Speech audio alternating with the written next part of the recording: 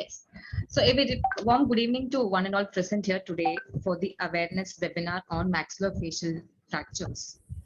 You all know that patients face major trauma, both emotional and physical, when they experience facial injuries.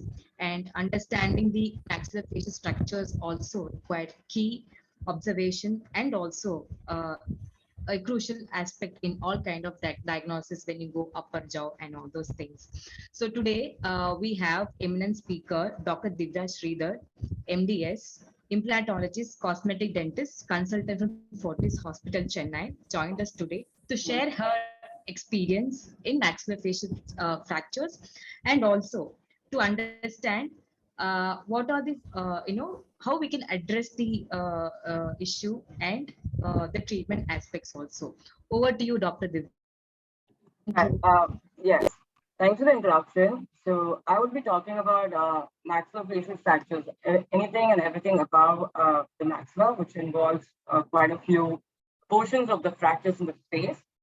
To start off with, the definition that's given by Rene Ford, he says the magnitude of the maxillofacial injury is directly proportionate to the velocity of the impact. That is, when the face makes the contact with the object in either the low or the mid velocity mechanism, the injury is small, like in case of an assault or like the sports injuries or low speed motor vehicle crashes.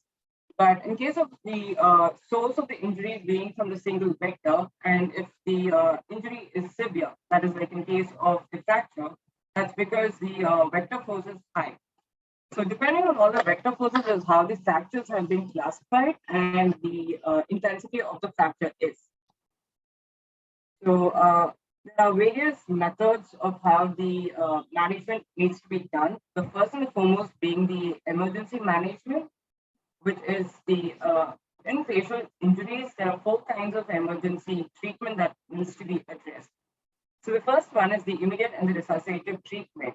Here, the injuries which are life-threatening, that causes airway obstruction and severe hemorrhage or increase in any intraocular pressure. So there's also the next treatment which can be done within few hours, and that is when it's extremely contaminated in a patient, and the patient is also hemodynamically stable. You'll have to attend to the patient within few hours, but you can wait at least for a couple of hours before the treatment is commenced. The third one is that only when the patient requires the treatment within 24 hours. That is like when the patient has only patient. Yeah. Your voice is very feeble. Can you just speak little loudly? Okay. 1 second. I'll just probably increase the volume. Okay. Can you hear me now? Yes. Yeah, better. So the last one is when the treatment that can be delayed for more than 24 hours if necessary. In this, there will not be any requirement of an emergency treatment like intubating or something like that. So the patient can actually be kept under observation and then the procedure can be done on a later date. The next one is the airway management, which is the most important because airway patency should be established all the time, as well as the cervical spine protection should be kept in mind. The causes for the airway obstruction could be due to the obstruction of the tongue position in case of a fracture segment, or the patient also has a chances of aspiring any foreign bodies and regurgitation of the stomach contents. And in case of any fractures in the face or the mandibular or the tracheal or the laryngeal area. So in case of bleeding or the retropharyngeal hematoma, which is due to the cervical spine fracture or the brain injury, it also causes an obstruction in the airway.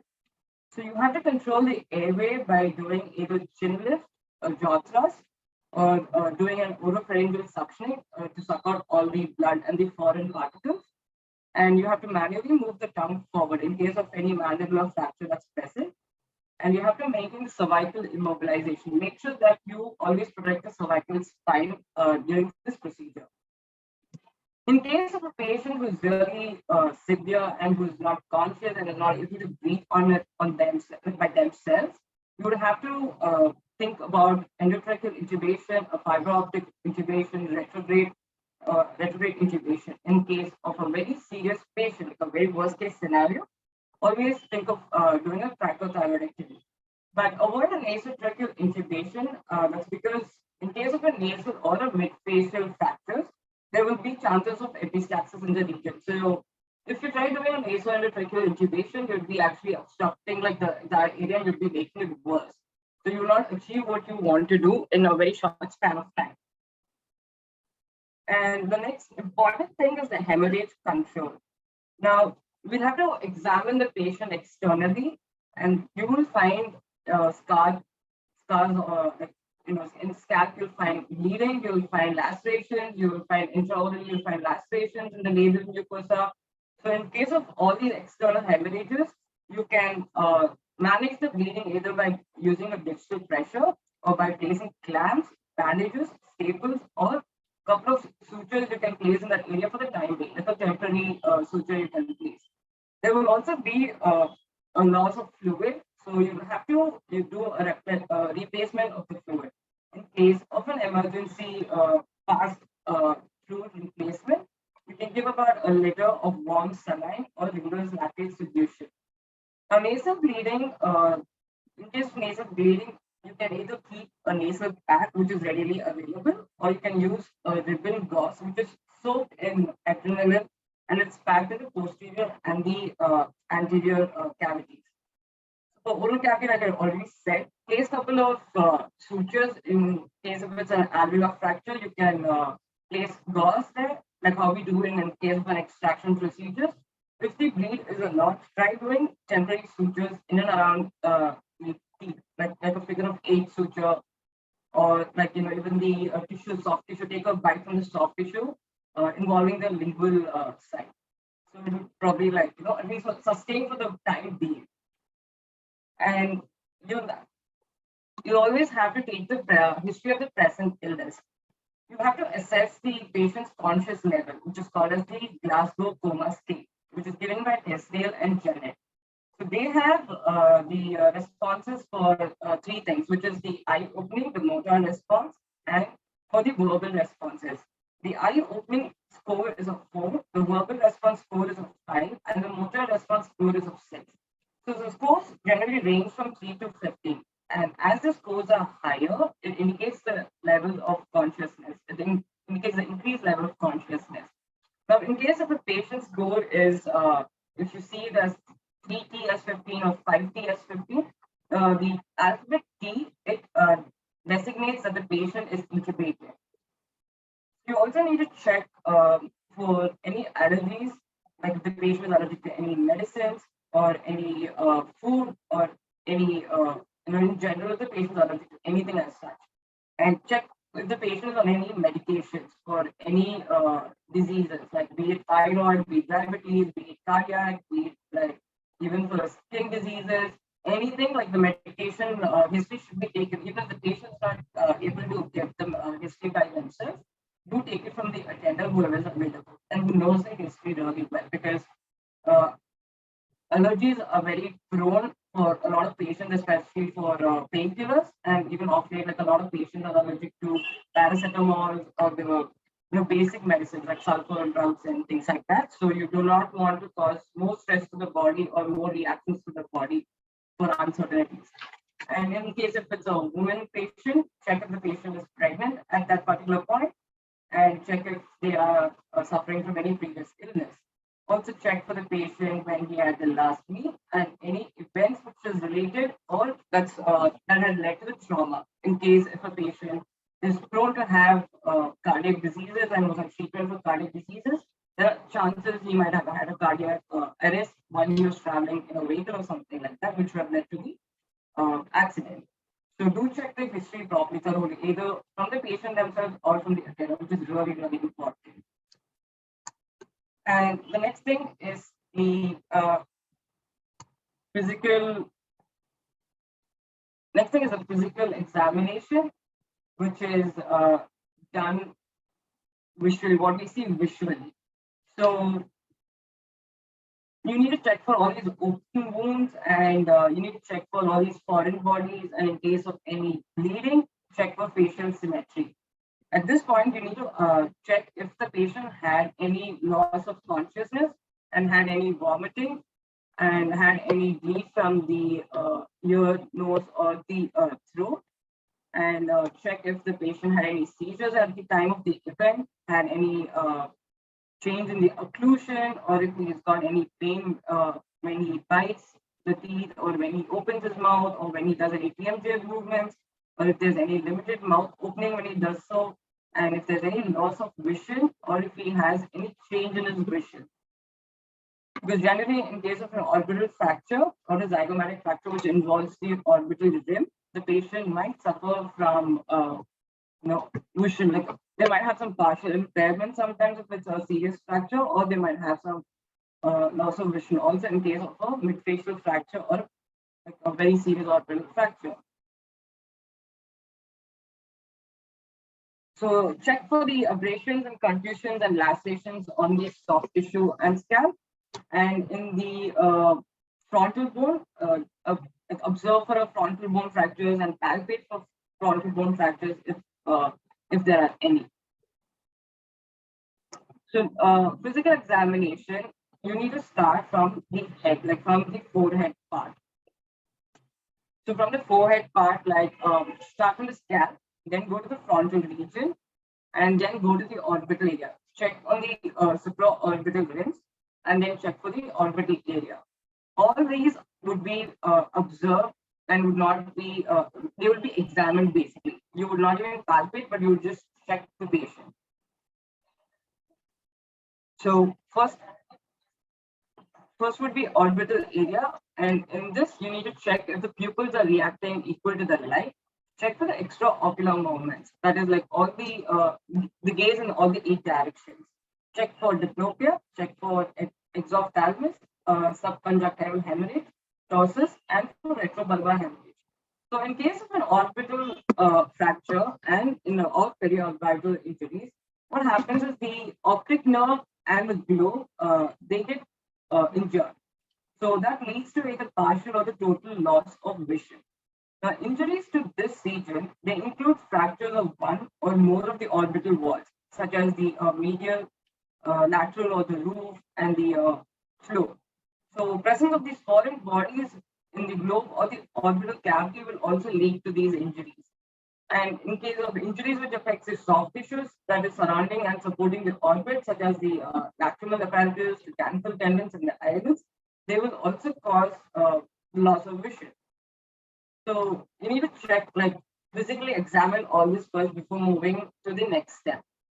So like I said, like the techniques for the palpating the facial injuries, you would start on the supraorbital ridge and then go to the infraorbital ridge and for the zygoma, and stand from behind the patient, like from the bird's view, and compare the height of the malar eminences.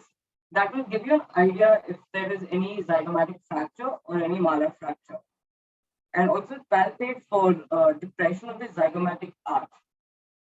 The patient will definitely have tenderness and pain when you palpate there, and there will also be a significant step deformity in that region. Check for any gross dental occlusion. There would be anterior open bite or posterior open bite depending on the fracture, and there might be a malocclusion. The patient might have difficulty in moving his jaw like to the left side or to the right side. So have a look at all that, and also check for lacerations in all the vestibules. Now, the last one would be maneuvering the maxilla to check in case if there is a floating maxilla, like if the alveolar mucosa has been disjunction. You'll also be able to palpate in case it does a step deformity in zygomatic fractures. So the next thing is the naso-orbitoethmoid complex fracture. There are 3 types in this fracture.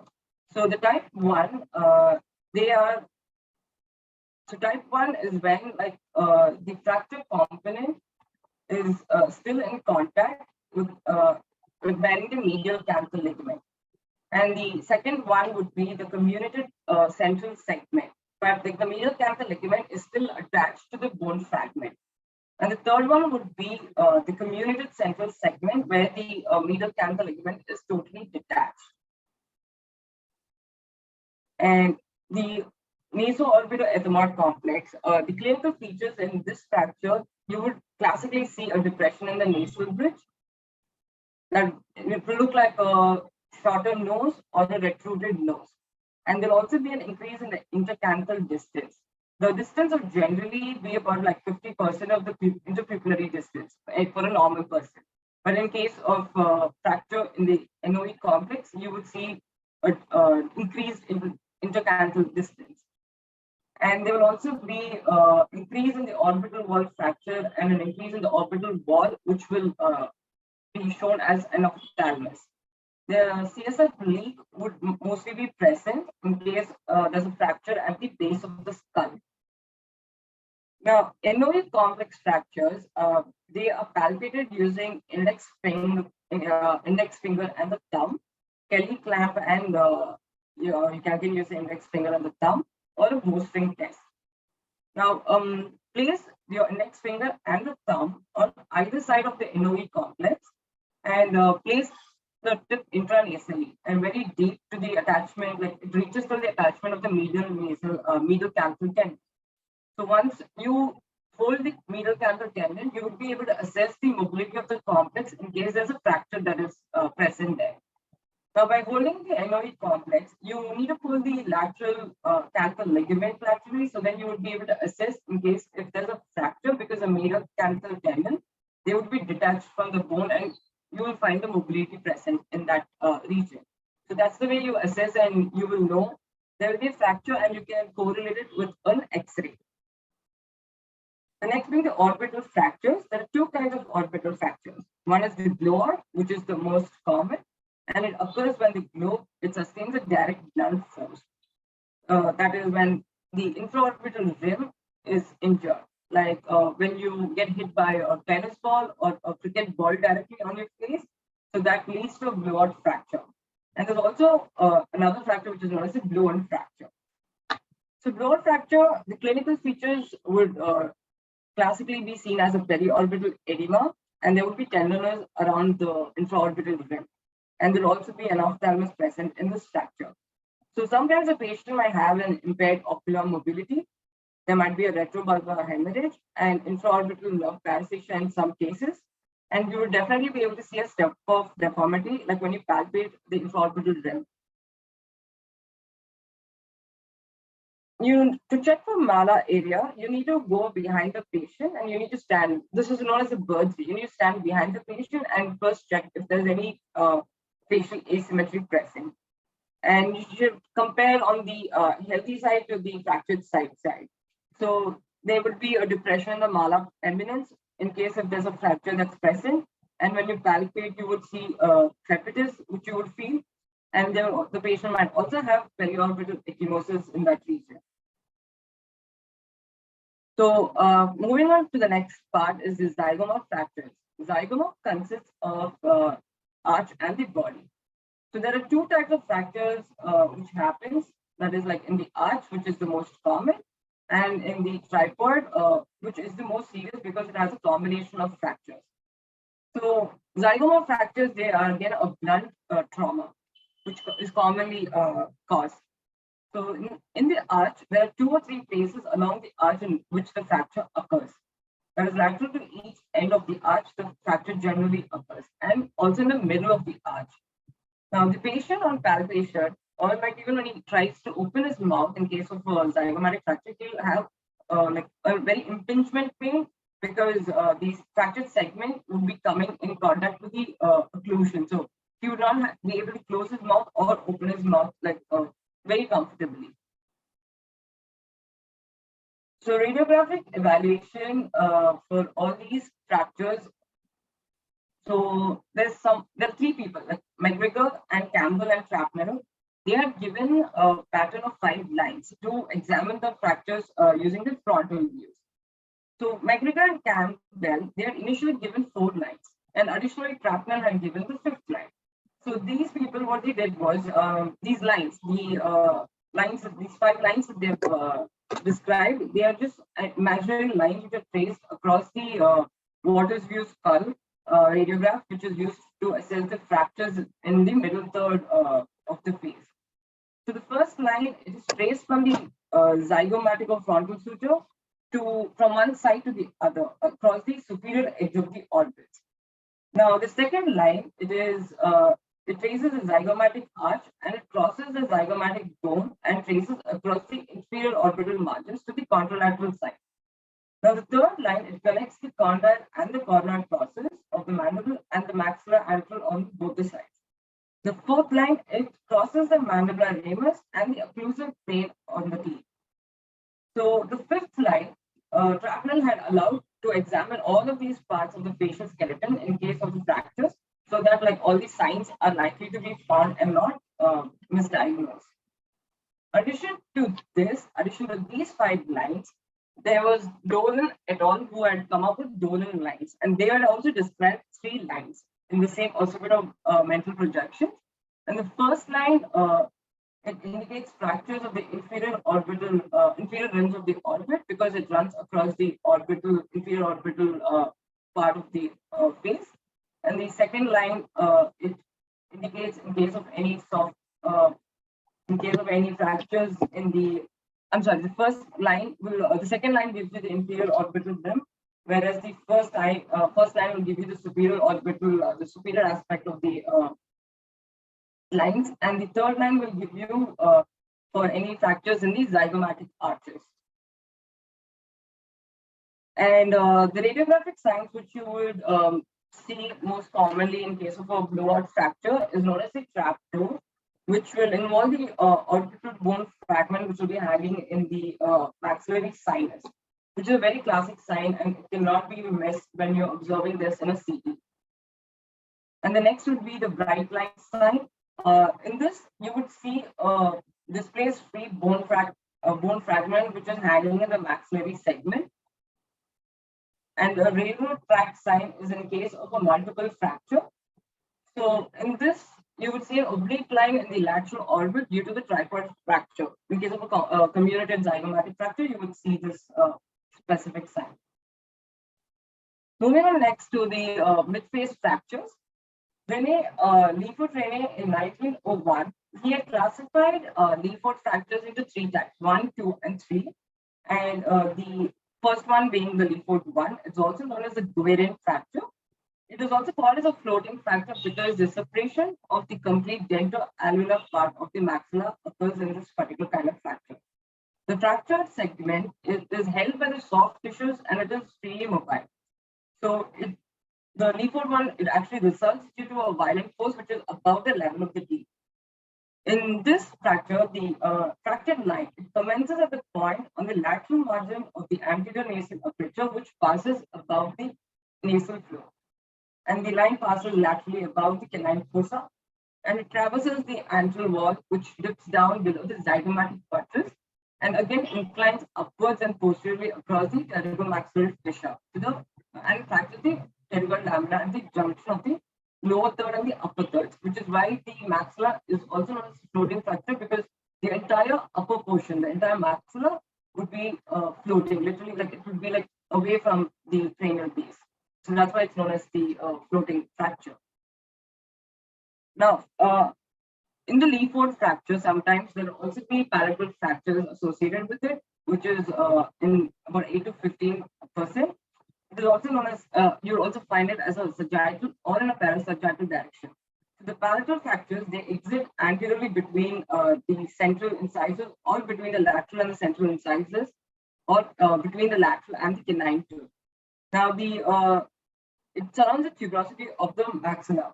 In case of palatal fracture is present, you would see a palatal ecchymosis in the patient when you're examining intraorally. So the clinical features for Lefort 1, you would see edema only in the lower part of the face, like near the zygomatic part of the region. And there would be ecchymosis in the labial and the vestibule, and there will be bilateral epistaxis. There will obviously be a malocclusion present. And when you percuss the maxillary teeth, you would hear a cracked sound, which will be present in case of this particular kind of fracture. So Lefort 2 is known as the pyramidal or the subzygomatic fracture because it runs a little above the enoid complex, at the point of the enoid complex. So this line, it runs below the frontonasal suture from the middle area of the nasal bones and down on the either side. It crosses the fontanacid process of the maxilla, and it also passes anteriorly across the lacrimal bones, which immediately enters the anterior to the nasolacrimal canal. Now, the clinical features for this is similar to the clinical features of Leaford 3, which I will be talking after this. So you would see moon phase, which is nothing but there will be an edema in the middle third of the face. Like about like 24 to 48 hours later, you would start seeing there will be like a gross edema which will be present in the middle third of the face. The patient will also have bilateral circumorbital edema because the infraorbital regions are being involved. There will be step deformity around the intraorbital margins. You will see bilateral subconjunctival hemorrhage. There would be depressed nasal bridge. There would be dish shape, which is the elongation and the lengthening of the face. There would be an anterior open bite, epistaxis, CSF leak, and paresthesia of cheek sometimes. Leaford 3 is also known as the transverse or the subzygomatic fracture, and it is called as the high-level fracture because it involves the Leaford 1 and 2 along like with the combination. So the line of the fracture, it extends above the zygomatic bones on either side near the frontal zygomatic sutures. So Leaford 3, it includes the zygoma, the upper part of the maxilla with its frontal process, the orbital bones, and the nasal bone. It causes the dislocation of the nasal bones and disruption of the cribriform plate of the ethmoid bone, which leads to the tearing of the dura mater. So there's chances of CSF leak and CSF rhinorrhea present in this particular fracture. So the clinical features is almost similar to Leaford 2 for Leaford 3 also. Like there will be panda face, there will be raccoon eyes. Raccoon eyes is bilateral periorbital ecchymosis. This phase is the elongation of the face. There will be a flattening elevation, and there would be CSF rhinorrhea because there will be a tear in the dura mater. Now, coming to the treatment part, the principles of fracture repair is reduction, fixation, and stabilization. You always have to reduce the fracture segment. You need to stabilize it using either wiring techniques or using even internal like rigid fixations like plates and screws. And then you need to like fix it, make sure the fracture segments are back in place so that like there is occlusal harmony which is achieved, which is the whole point of treating the patient. And it can be done either by a closed method or an open method. So closed method, the indications for the closed method is it's only done in case of emergency case, like where you have to stabilize the fractured fragments for that particular time, and it can sustain for next 24 hours till like the next step of the procedure can be performed. And it is also sometimes done in case if you want to combine it with the rigid fixation at the time of surgery, or a day before the surgery, you can do like an arch guard fixation, try bringing into occlusion, and then go in for the rigid fixation the next day. Or at the time of surgery, what you can also do is bring the occlusion in place by doing maxillomandibular fixation, and then you can reduce a fracture and start plating the segments together, and you can remove the internal fixation. You can remove the maxillomandibular fixation, the wiring. For some patients, you can also like leave the wiring as such for about like a week to 4 weeks till the occlusion is completely achieved. And this is also done in case of non-displaced or favorable fractures, or for avulsed state. In case of avulsed state, splinting is done, or you can do a figure of 8 wiring for temporary fixation, so that like about like for 4 weeks, or you can then move to, then you can decide whether the tooth is like viable, or it needs to go for a root canal, or it needs to go for extraction. The contraindications is you cannot maintain a good oral hygiene in this technique, because the patient is going to be eating or drinking food only through straw, and their oral hygiene is just not possible other than because you cannot even gargle them out. So maintaining oral hygiene is going to be really difficult in this procedure. We cannot use it in a non-cooperative patient because they would not like they would get like very restless, and severe asthmatic patients, or in case of GIT diseases, the gastro tract diseases, because the patient sometimes might vomit on a very regular basis. So they would not, like, they'll find it very difficult because you'll have to end up either cutting the wire every time that they will have any kind of vomiting sensation.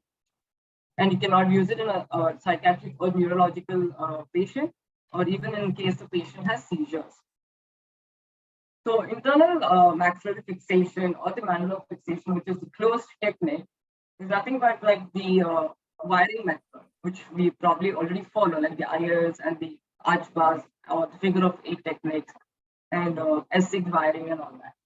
So they also again classified as the direct interdental wiring and the indirect interdental wiring. So the direct interdental wiring is the S6, Gilmer's and the distance, and the indirect interdental is the eyelids or the IV loop, and the continuous of the multiple loop wiring, arch bar, circummandibular wiring, and suspension wiring. Suspension wiring is done mostly for the zygomatic fractures, and there's also the intermaxillary fixation screws, IMF screws. So Gilmer's wiring is always done like when there's only very few teeth which needs to be addressed. So take about like few firm teeth in the maxilla and in the mandible, and take the teeth which is at least like one or two teeth away from the fracture site on either side of the fracture site. So place the wire from introduce the wire from the buccal to the lingual side, and always make sure that the wire is placed beneath the cingulum, because then only there'll be stability which will be present. Otherwise, like you're going to have difficulty time in getting like any kind of stability, because there'll also be a gingival tear that will happen. And make sure you always use a pre-stretched hardened 24 gauge wire. The wire always has to pass in the cingulum region. Then only you'll definitely get the lingual side stability. That's like one of the important points. You have to keep a probe at the lingual side and make sure it's below the cingulum. And once you pass the wires to the buccal side and like you have both the ends of the wires in the buccal side, twist the wires in a clockwise direction using a apical pull. And the ends should always be cut short, and it should be tucked towards the teeth or the gingiva to prevent any injury to the oral mucosa. So for Gilmer's wiring, like this method, like these instructions are followed for all the techniques, all the wiring techniques. In Gilmer's wiring, you choose any three sides, pass these wires, and do the same procedure on both the jaws, maxilla and mandible. Now the ends of the wires from the maxilla and the mandible, you will again interlock them. You would interlock them, twist them, and you can cut the shots, like cut the ends short and tuck it to the teeth, towards the teeth. Next is the resident wiring. This is used to treat the primary and the early mixed dentition. For this, there are two separate methods which is being used.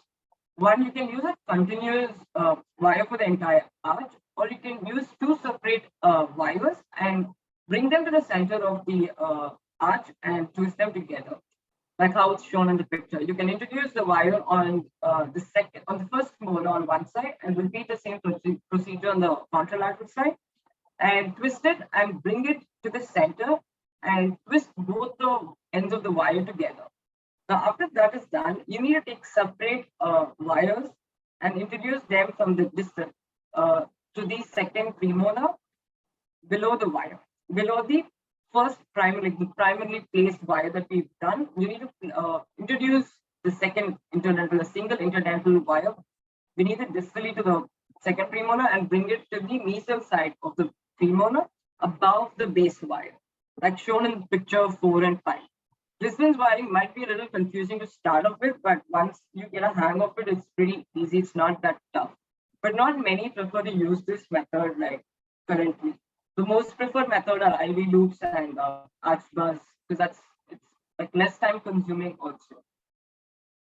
So IV loops, for people who do not know how to make IV loops or who are new to IV loops, you need to take the wire, bend it into two, pass it into a probe, and take a wire twister or take a arctic forceps and place it very close to the like make it about like an eye size, like about 0.5 centimeter, and twist the wire, and it becomes like a loop. Now take this loop and pass it into proximally between two stable teeth. Now these ends of the wire, they are brought around the mesial and the distal sides of the teeth. Now, the distal wire, it is introduced into the loop and it is tightened to the mesial wire, and this tightened using an apical direction. Now, once this is done, you can cut the ends of it and you can place the ends up towards the teeth. Now, the loop that is there, you can introduce a wire from the lower mandible to the upper mandible and you can tighten them. That's how a maxillomandibular fixation is achieved using IV loops. So archbar is the most common method that's used in any fracture like fixation. If you want to achieve any maxillomandibular fixations. So take the arch bar, measure it on the jaw first. Ideally, it should go at least till the end of the first molar, distal to the first molar. So after you measure the arch bar, cut according to the size and take regular interdental wires and pass it between the teeth. So pass it between like each teeth, like molars, premolars, everything, and place the arch bar. After you pass the first wire, say for example, after you pass it in the molar region, take the arch bar, place it back in the position, and twist the wire very loosely, very gently, and not like tightly. And the same way, take more wires and pass it through all the other regions, like all the other teeth, and complete, like place it very loose, like tighten it very loosely and not tightly initially. And once you reduce the fracture and you're happy with the reduction of the fracture, then you tighten the wires and you secure it them and you make it into a loop or make it into like a rosette shape and you can cut the ends of it. Now, how do you do the box wiring to achieve the maxillomandibular fixation is you have to take in a segment, like any 3 teeth or 2 teeth, and you can see this metal which is folded in the arch bar. You need to pass the wires from the maxilla to the mandible, and you need to create like a box formation or a triangle formation, and that's how maxillomandibular fixation is achieved. These days, you also get like preformed screws or the holes that's placed in the arch bar, so you do not have to struggle in introducing wires through the gingiva. You can use the holes, or you can use the screws to make holes in these arch bars. So the next is the intermaxillary fixation, which is the IMF screws. So this was given by Carlix and Glickman. They had introduced this so that you can it's used like for an ease of application, and it also decreases the operating time, decreases the disease transmission. Because in case of these wires, you will definitely be pricking yourself. The operator will be pricking themselves, or the assistant might be pricking like while the operator is performing the procedure.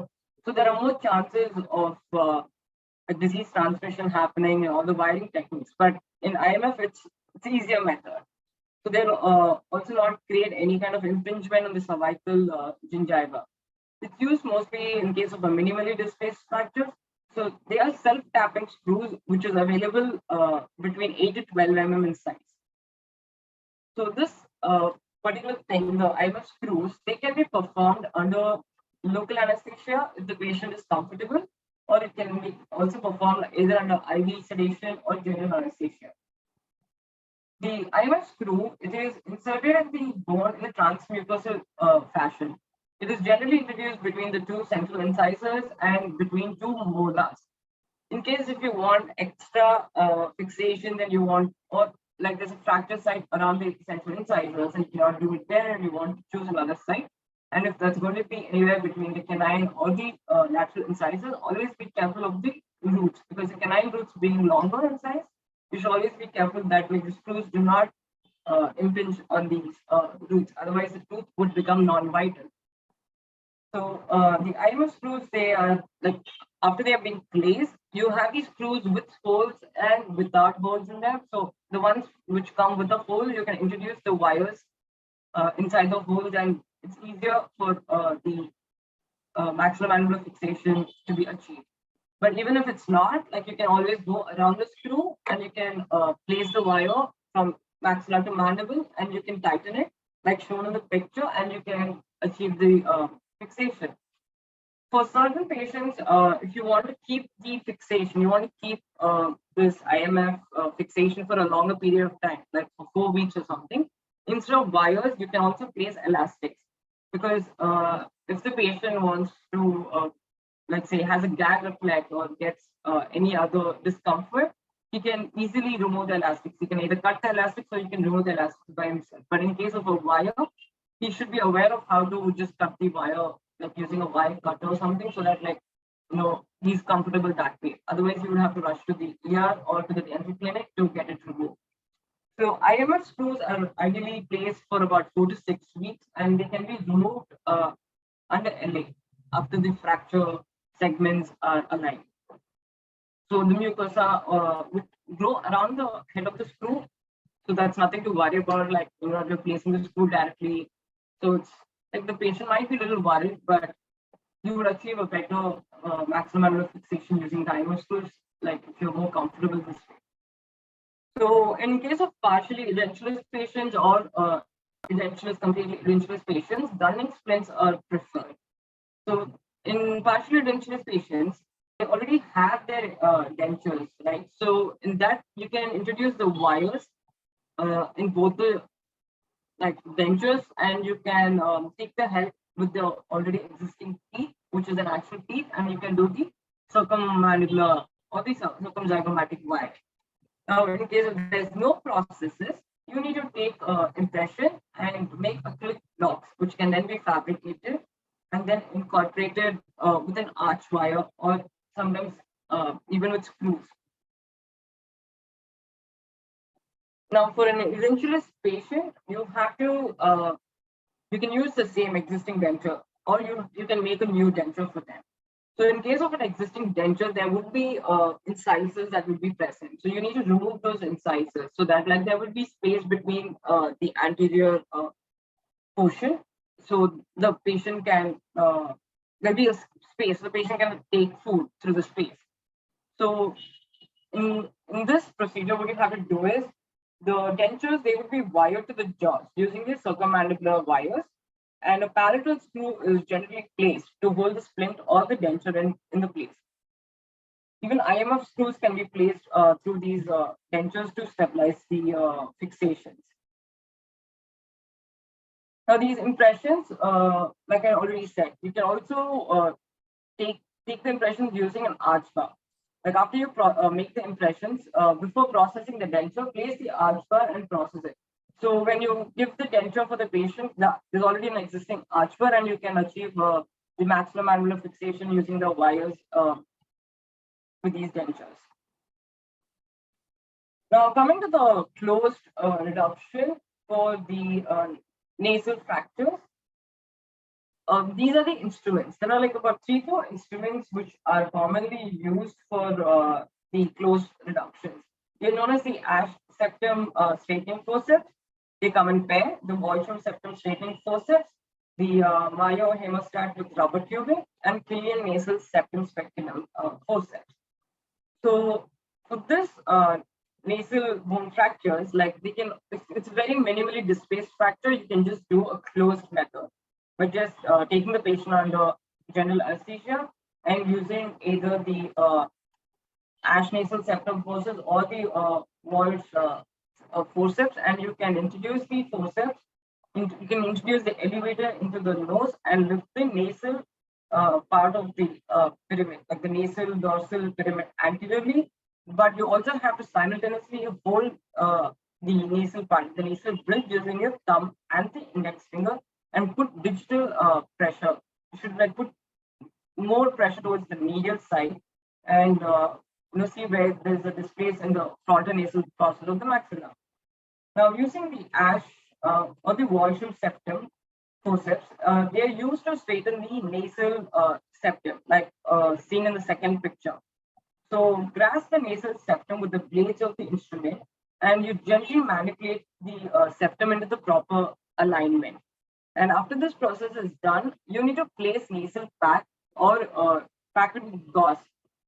Place it with betadine and pack the gauze, and leave the gauze for at least about a week, and then ask the patient to breathe through his mouth, obviously, but the pack has to be there to assess for any bleeding which will happen after you do the reduction.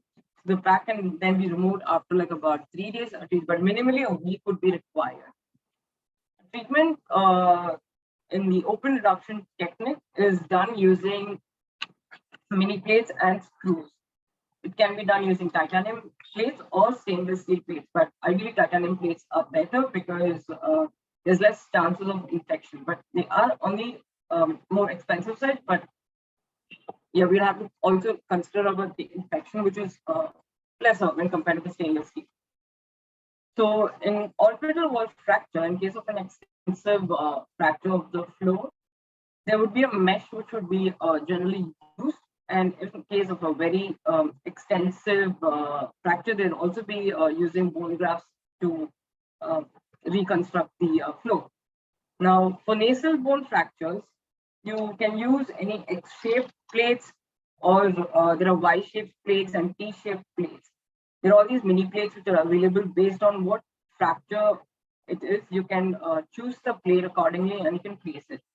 So you're also, depending on how extensive the fracture is, you need to decide whether you want to place the, you want to use plates for the medial side of the orbits.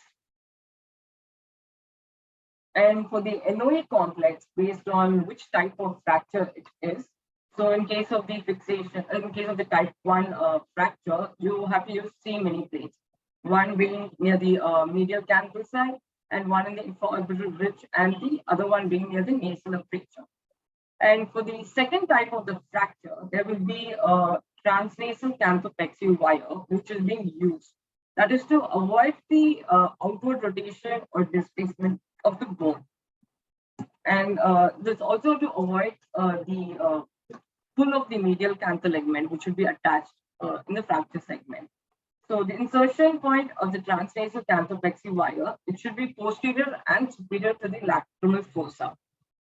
So the type 3, it is a combination of the type 1 and the type 2 fracture, and it is done in a very systematic way. Like you need to come from the superior most part and you have to go further down. And in this fracture, transnasal medial canthopexy is absolutely necessary, even if not in the type 2, but in the type 3, it's definitely required. And next is a zygomatic fracture. So zygomatic fracture, you can use an L-shaped plate or a straight plate, which can be used with holes, like with gap or without gap. So depending again on the fracture site, in case if it is on the buttress, you can use a L-shaped plate.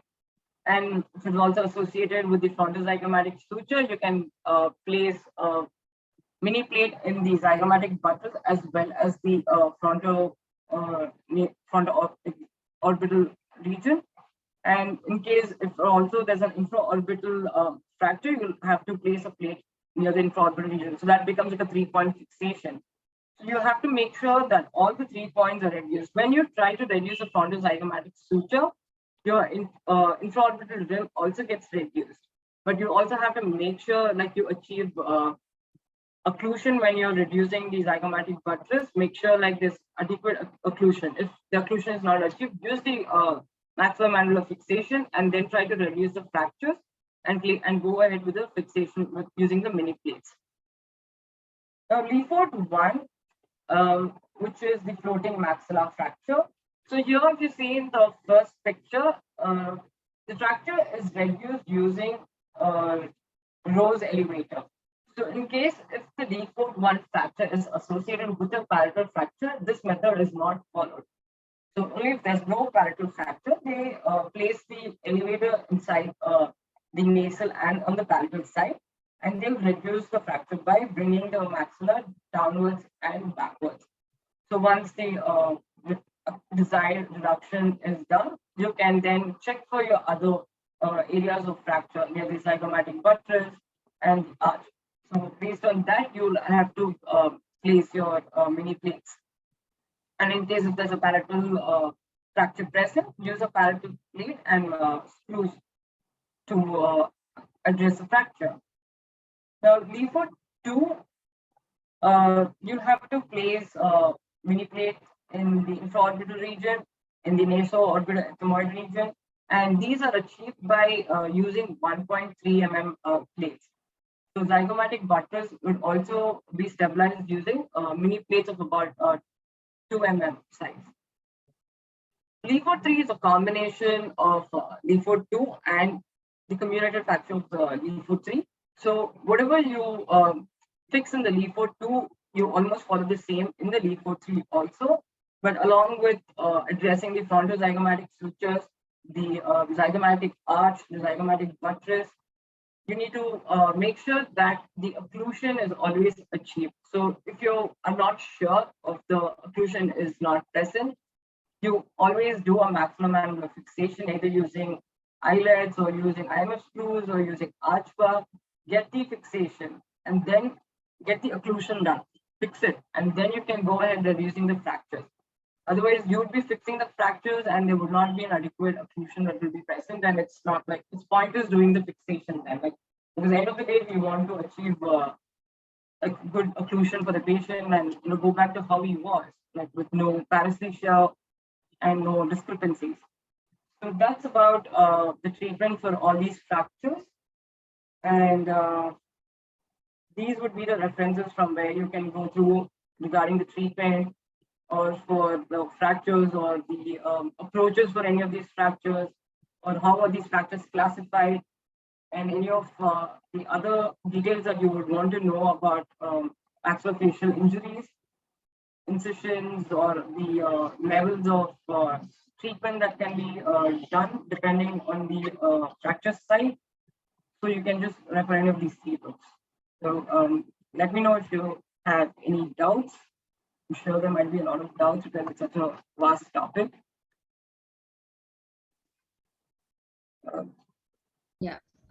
Thank you, Divya. We have few questions. Maybe can we take 2-3 if possible? Yes, sure. Yeah. So the first question is regarding, can you brief a little about pediatric facial fractures?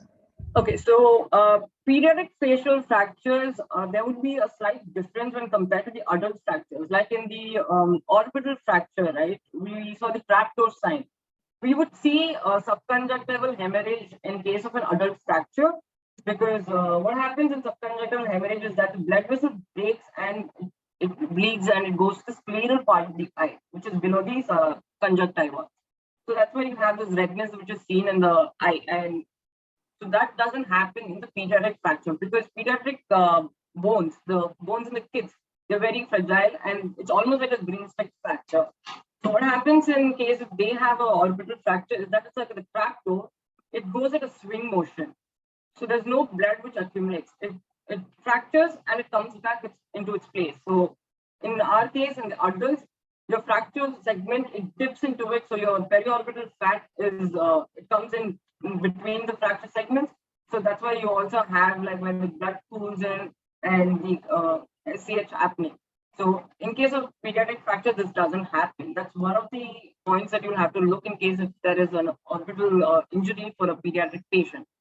And also if they have any condylar fracture, preferably they are treated using splints initially. Like how I had mentioned about Gilmus, you preferably try using splints initially.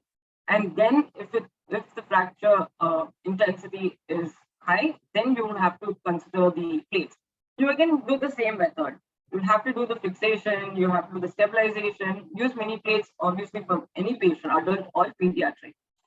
But pediatric will also have mixed dentition. So you need to keep that in mind. You need to make sure that your screws or plates that you're placing would not interfere the mixed dentition region. Like they would interfere in the roots or something, so that would disrupt the eruption of your permanent teeth also, right? So you need to keep all that in mind. But otherwise, it's almost pretty much the same, but just the dentition and they will not be able to express much about their occlusion pain and things like that. So that's one of the things that we have to keep in mind when we are examining the patient as such. Anything else? Yeah, thank you, doctor. The next question is bleeding during fracture. What we do first to the patient? Bleeding. Yeah, bleeding. In a fracture or during like treatment?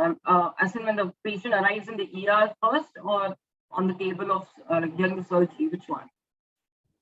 I would request Dr. Shivani to brief her question so that the speaker can answer.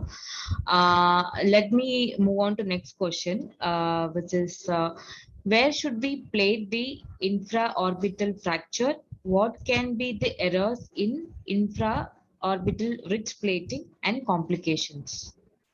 Where do you have to ideally place the plates for the orbital fracture is at the region, infraorbital rim, about like 2 mm below the infraorbital rim, you would place the plate.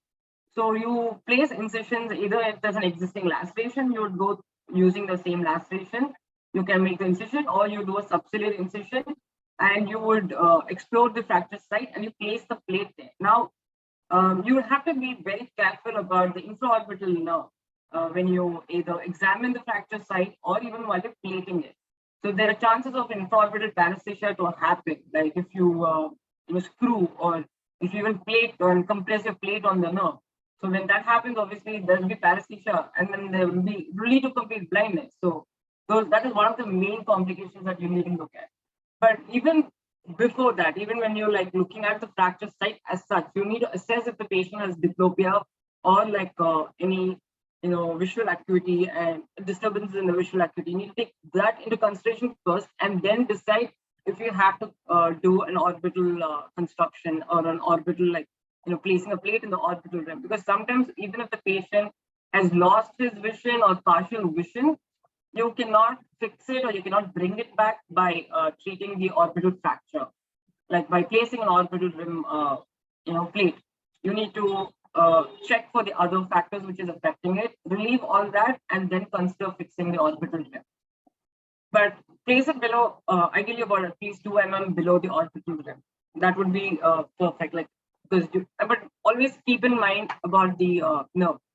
Make sure of the nerve, like you do not come in hindrance or anywhere close to the nerve, and because you can even strip like the nerve, so that itself will lead to a lot of complications. So just be very careful in and around the orbital area. Next. Yeah. The next question is, how long does a fractured maxilla take to heal? Any fracture site takes about 4 weeks. So there is a topic called as bone healing. If you probably looked into that topic or the chapter in Fonseca, you'd be able to understand the fractures of the time period of a bone healing. So fracture site takes about 4 weeks. So ideally, like 4 weeks, the patient would start feeling comfortable. Like post surgery, after a week itself, he would start feeling a little comfortable. By 4th week, he would not even know that he had a surgery done. So 4 to 6 weeks is a very ideal time for fracture healing to happen.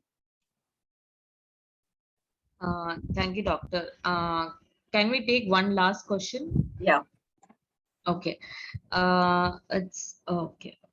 Do all jaw fractures need surgery? Okay, so not all the jaw fractures will require surgery. It also depends upon what kind of fracture it is, whether it's a displaced fracture or a non-displaced fracture. Because even in your zygoma or in your orbital, or even in your nasal fractures and mandible fractures, also for that matter, if they are not displaced, you do not have to fix it using mini plates. You can do a closed reduction. Like I said, like why I spoke about the closed reduction for the nasal fracture, because they're non-displaced fractures. They're very minimally displaced fractures.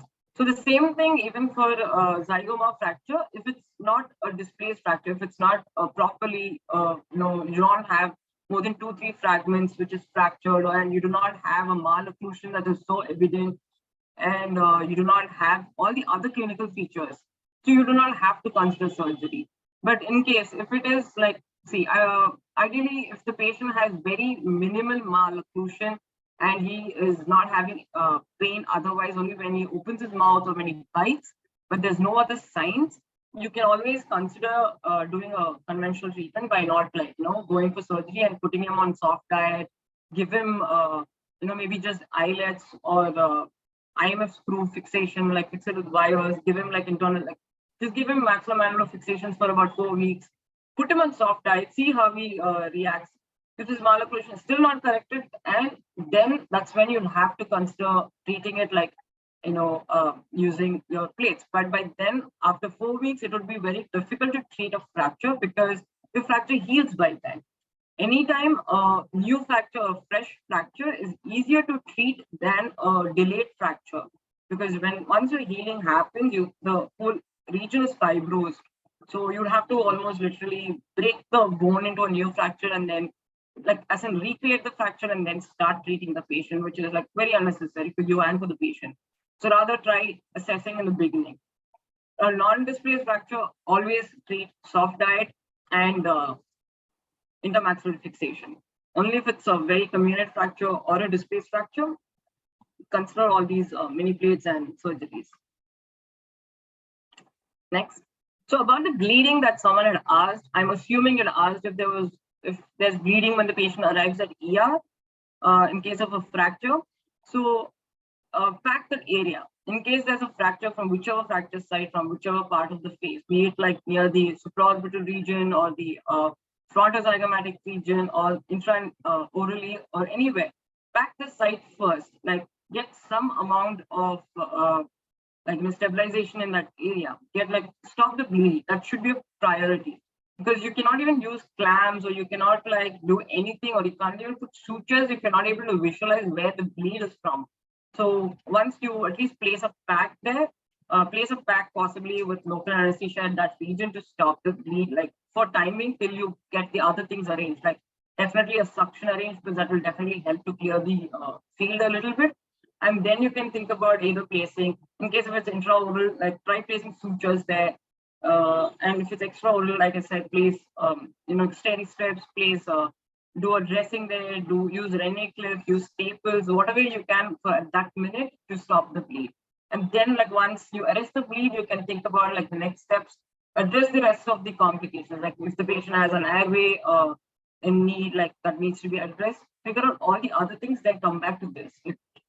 You also have other things to consider in case of a fracture patient, not just bleeding, because they might also be suffering of any airway suppression. So you need to keep all that also into consideration. Okay, thank you, doctor. So I think we can, end the session. So on behalf of MedPiper Technologies and JournoMed, we would like to thank Dr. Dhivya Sridhar for spending her evening with us in detailing maxillofacial fractures.